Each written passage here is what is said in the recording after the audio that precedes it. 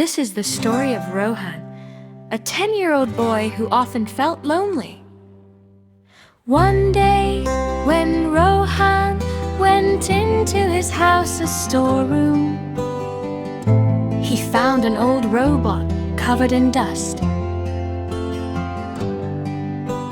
Rohan decided to fix it and began working on it with all his heart. That night, something suddenly glowed.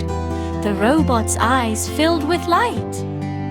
And then it said, "Hello, friend." Rohan was shocked, but also very happy. Slowly, Rohan and the robot became good friends. The robot helped Rohan, made him laugh, and gave him confidence. But one day, the city's electricity started going out again and again. The robot explained that a factory was stealing too much power, which was dangerous for everyone. Rohan and the robot decided to go to the factory together.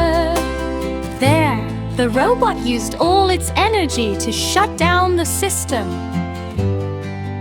The light in its eyes slowly began to fade.